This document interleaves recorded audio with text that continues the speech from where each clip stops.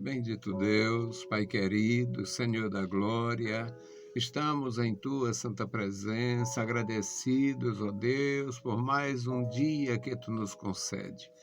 Obrigado, Senhor, pela Tua igreja. Obrigado, Senhor, pelos meus irmãos. Obrigado pelos nossos ajudadores, Pai. Estenda, ó Senhor, as Tuas mãos sobre a igreja, dando graça e vitória a cada um dos Teus servos. Concede, ó Deus, à Tua igreja na cidade a segurança. Concede, ó Senhor, a Tua igreja no campo, ó Deus, a segurança, o fervor. Opera, Senhor, na vida dos ministros do Evangelho, Senhor, guardando todo o corpo da igreja. Guarda as criancinhas, a juventude, guarda, Senhor, as famílias. Toma em Tuas santas mãos, Pai bondoso, cada servo Teu. Nos dá, Senhor, a graça para continuar, alegria em servir, prazer, Senhor, em proclamar os Teus atos poderosos. Deus Todo-Poderoso, ouve a nossa petição. Em nome de Jesus Cristo, nós Te pedimos. Amém. Saudamos a todos com a paz de nosso Senhor Jesus Cristo. Voltamos para apresentar o programa Glória ao Justo, programa da Escola Teológica União e Crescimento, a Unicresce. Hoje nós vamos falar, meus amados irmãos, sobre a fortaleza que vem do Senhor, o fortalecimento que nós precisamos. Nunca foi fácil para ninguém. A história está aí para a gente rever. A história da Bíblia Sagrada. A Bíblia Sagrada é um livro glorioso porque conta toda a história de Deus, pelo menos o que nós precisamos conhecer, e conta toda a história do homem. Tudo o que aconteceu foi relevante, foi importante. Deus quis registrar para o nosso ensino e nós temos isto em nossas mãos. Um conteúdo maravilhoso que é a Bíblia Sagrada, uma espécie de resumo da história da humanidade. E nós louvamos ao Senhor por isto. Vamos meditar no Salmo 86 e procurar entender como foi no passado e é agora, sempre a mesma coisa. Precisamos aprender, precisamos entender e precisamos de defesa. E a nossa maior defesa é o próprio Deus. Então, a leitura, Salmo 86, versículos 11 a 17. Nós temos aqui o ensino para hoje. Ensina-me, Senhor, o Teu caminho e andarei na Tua vereda. Une o meu coração ao temor do Teu nome. Louvar-te-ei, Senhor, Deus meu, com todo o meu coração, e glorificarei o Teu nome para sempre.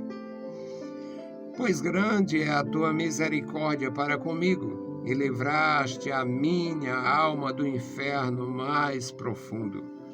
Ó Deus, os soberbos se levantaram contra mim, e as assembleias dos tiranos procuraram a minha alma, e não te puseram perante os seus olhos. Porém, tu, Senhor, és um Deus cheio de compaixão e piedoso e sofredor e grande em benignidade e em verdade.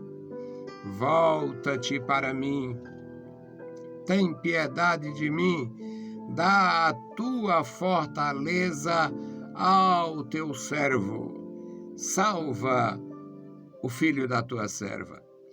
Mostra-me um sinal para o meu bem, para que vejam aqueles que me aborrecem e se confundam, porque tu, Senhor, me ajudaste e me consolaste.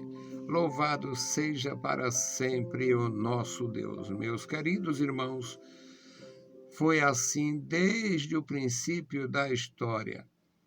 O ser humano, desde o princípio, teve que lutar contra as injustiças, contra as incompreensões, contra as inimizades gratuitas, contra os invejosos, contra os iracundos, homens de guerra, homens do mal, homens de sangue, sanguinários, que desde o começo da história humana têm feito mal ao próximo, como que tendo um propósito para fazer isto. A história do nosso próprio país, com os cangaceiros, com os matadores de aluguel, a história universal cheia de indivíduos que ficaram conhecidos pelo termo inglês, um serial killer, aquele que mata e guarda os outros preparados. Matou um, já sabe quem é a próxima vítima. São os serial killer. Eles matam por dinheiro, eles matam por mania, eles matam porque são perversos. Nunca foi diferente. O ser humano é assim. Desde o começo, o homem sem Deus ficou embrutecido. O homem sem a graça de Deus se torna embrutecido. Claro que tem homens que não têm a graça salvadora, não tiveram a revelação de Jesus Cristo, são presos em suas tradições, amordaçados por suas tradições, mas pelo menos têm um papel social, fazem o bem a si próprio, se sentem orgulhosos em serem filântropos e coisas parecidas. Mas existem os perversos, absolutamente perversos, que têm prazer em dominar, em humilhar, em maltratar, em ofender. Estes perversos aqui estão sendo chamados de soberbos. O salmista diz: ensina-me, Senhor. Se a gente não aprender através da palavra de Deus, se a gente não aprender com Deus, a gente realmente não conseguiria escapar destas investidas do soberbo, dessas armadilhas dos soberbos. A gente não conseguiria.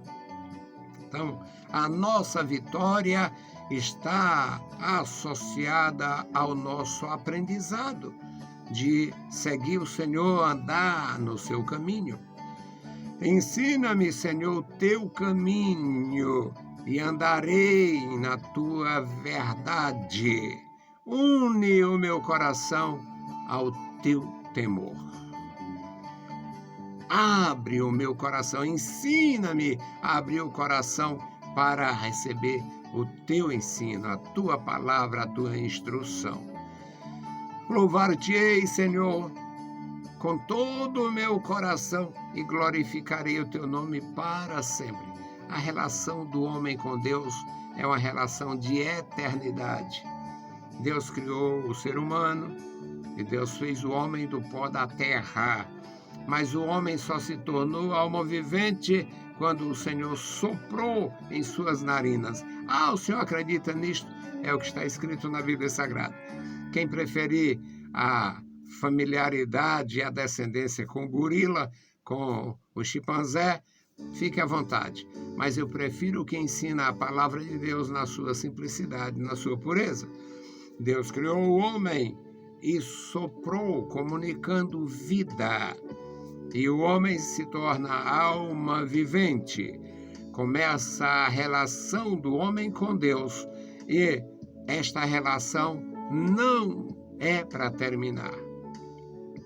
Termina porque Deus deu arbítrio ao homem, Deus deu liberdade ao homem, para o homem escolher o seu rumo, o seu caminho, escolher seus valores. Mas o propósito divino era comunicar vida ao homem e o homem ficar na dependência de Deus por toda a eternidade, para ser uma bênção na sua vida física, uma bênção na sua vida material, uma bênção na sua vida espiritual e uma bênção na vida eterna. O ser humano foi criado para ser eterno. O versículo 13 diz: pois grande é a tua misericórdia para comigo, livraste-me do inferno mais profundo. Livraste a minha alma do profundo, das profundezas do abismo. Não temos texto suficiente para entender detalhes da condenação, como também não temos suficiente revelação para falar da glorificação do ser humano. Imagina o homem, a mulher que tiveram experiências entre os soberbos. Um dia se converte e passa pela transformação promovida pelo Espírito Santo, proporcionada pelo Deus eterno. Esta pessoa vai reinar com Deus, viver na cidade celestial, na presença de Deus. E na linguagem do Senhor Jesus, ele disse: na casa de meu Pai. Então, é uma coisa difícil para a mente humana, para a mente suja, para a mente mesquinha, para o ímpio. Mas o salmista sabia que esta oportunidade é o que Deus proporciona, e ele diz: grande é a tua misericórdia para comigo, e livraste a minha alma do inferno mais profundo. O inferno mais profundo, as profundezas do inferno, o abismo eterno, o lago de fogo, o lugar de terror eterno. Tudo isso a Bíblia fala, muito embora não detalhe, também faz parte da misericórdia. O versículo 14 diz: ó Deus, os soberbos se levantaram contra mim. O mundo é cheio de soberbos. Tem os soberbos do bem, soberbos porque tem riqueza, é historicamente rico, os pais eram importantes, donos de, linguagem aqui do Nordeste, sesmarias. Sesmarias era propriedade não comprada, eram concessões do governo. E numa sesmaria, o sujeito fazia uma capela, escolhia um lugar e botava ali uns pobres para morar, para serem até mesmo serviçais para eles, e ali nascia um município. E o dono da sesmaria, aquele indivíduo, já começava rico. Tinha muita terra, lugar para criar gado, lugar para produzir produtos agrícolas e tal, frutos do rio, pescar, ou no mar e tal. Então, sempre houve. Aí ele se torna soberbo, um soberbo do bem, porque criou uma condição, criou um município, criou uma cidade, criou isto, criou aquilo. Bom, mas existe o soberbo do mal, aquele que não cria nada, persegue quem faz, rouba, faz o mal, e são qualificados como soberbos. Ó Deus, os soberbos se levantaram contra mim. A assembleia dos tiranos, a assembleia dos violentos, dos perversos, aqueles que tomam decisões arbitrárias, injustas, perversas, corruptas. E o mundo está cheio. O mundo está cheio de perversos, assembleia dos perversos. Onde reina o suborno, reina a injustiça, reina a corrupção, a ingratidão, a perversidade, a perversão. E o salmista diz: eles se levantaram contra mim, procuram tirar minha vida, procuram minha alma. e não pensaram que Deus existe, não pensaram que Deus olha, não pensaram que Deus reina, não te puseram perante os seus olhos. Essa questão de se pôr diante de Deus e acreditar, eu tinha um amigo profano e ele se prostituía com uma mulher religiosa. E depois ele fazia hora e brincava com a gente e tal. Ele cobria as imagens que tinha lá na casa da prostituta. Ele não queria, a coisa da cabeça dele. Ele não queria se relacionar com a prostituta na presença daqueles ídolos. Ele acreditava, a devoção dele, ele acreditava que aqueles bonequinhos, aquelas coisas, estavam vendo o seu ato imoral. Claro que a gente ria depois, eu dizia coisas, eu sempre sou muito aberto, e era por isso que ele me dizia, mas o resultado é porque os perversos não colocam Deus perante os seus olhos, não acreditam que Deus está vendo. Aquele coitado idólatra e prostituto acreditava até no ídolo, aquele bonequinho estava olhando para ele fazendo suas coisas. Mas aqui é um servo de Deus falando com Deus a respeito dos profanos, dos tiranos, dos soberbos que fazem o mal sem pensar em consequência, fazem injustiças sem pensar em prestação de contas. Os tiranos procuram a minha alma e não te puseram perante os seus olhos. Então, nem aí se Deus existe, se Deus vê realmente, se Deus não vê, porque são profanos. E este homem diz: porém tu, Senhor, és um Deus compassivo, cheio de compaixão, piedoso, cheio de piedade, sofredor. Eu nunca tive muita facilidade em entender como a qualificação de Deus como sofredor. Até que um dia eu comecei a me ver o seguinte: como é difícil você procurar se limpar e viver no meio sujo. E eu trabalhei nas coisas sujas. Trabalhei em grupos muito sujos. As mulheres ali se sobressaíam na corrupção verbal, coisas terríveis. E você tem que evitar essa coisa sem choque.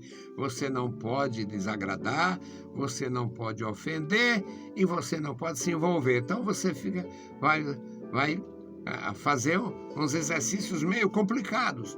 Não deve encorajar a piada suja, a coisa suja, para não ser conivente e participante. Não pode fugir, sair mal-humorado e dizendo coisas para não ser visto como inconveniente, incompreensivo, que não tem capacidade de conviver. Então, é meio difícil a coisa.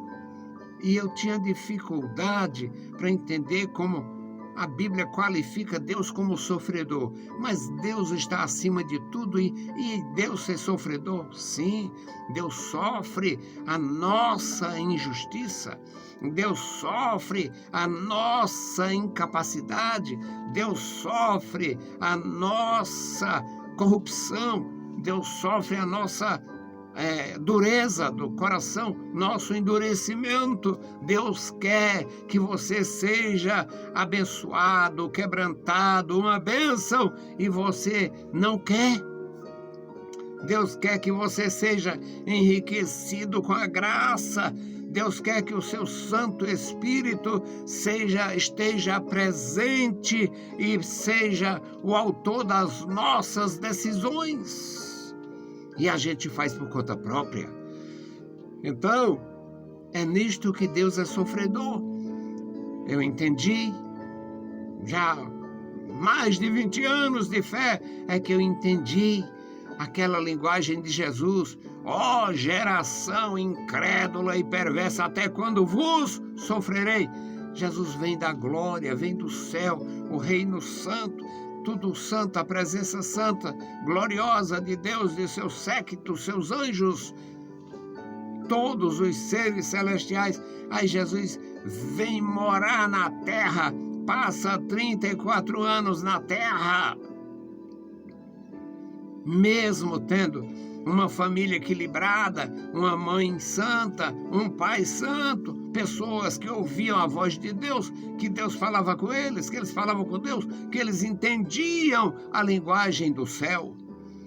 Mas, mesmo assim, somos humanos, não entendemos tudo, não fazemos tudo o que deveríamos fazer, não correspondemos com Deus no que deveríamos corresponder. E eu entendi como é que Jesus sofria, Jesus sofreu muito, Jesus vendo aqueles homens e mulheres cheios de demônios, Jesus sabendo a razão daquele sofrimento, a razão daquelas feridas no Gadareno, Deus sabendo a razão daqueles traumas nos homens, nas mulheres, Deus sabendo a decisão daqueles governantes, coisas motivadas pelo inferno. E Jesus está sujeito às decisões dos ímpios, dos soberbos. Jesus se sujeitou. Jesus se sujeitou ao Pilatos, ao Herodes, aos soberbos, porque na condição de um ser humano, na condição de um homem judeu, na condição de um servo de Deus, não poderia, jamais poderia confrontar de uma forma nociva, violenta, grosseira. Ele não podia fazer isto. Então, meus amados, aí eu passei a entender por que o Senhor sofre. Deus sofre por isto, porque não quer ver o teu mal, o meu mal. Deus não deseja a morte do ímpio. Às vezes eu desejo, você também deseja a morte daquele que faz o mal, aquele assassino, aquele perverso, aquele que não tem o menor receio de ofender crianças, jovens, adultos, senhores, senhoras, pessoas mais limpas e mais dignas do que ele, mas eles ofendem porque estão numa situação superior. Claro que nós, na condição de humanos, não podemos matar, mas desejamos que ele morra, que aquele indivíduo morra, que ele pereça, para não fazer mais mal aos outros. Mas nisto contrariamos a natureza divina, porque o Senhor é compassivo, cheio de compaixão, cheio de piedade, e não quer que o sujeito pereça. Volta-te para mim, tem misericórdia de mim, dá a tua fortaleza ao teu servo. Se não for fortalecido pelo Senhor, não venceremos. Se você não for fortalecida pelo Senhor, se você não for fortalecido pelo Senhor, não vencerá. Não venceremos se não formos fortalecidos pelo nosso Deus. Que o Senhor estenda as suas santas mãos sobre nós, nos fortalecendo, nos ajudando, nos encorajando, nos preparando para vencer todos os desafios e estar de pé diante do Senhor, diante do Filho de Deus e cantando o hino da vitória. Vamos suplicar a bênção de Deus.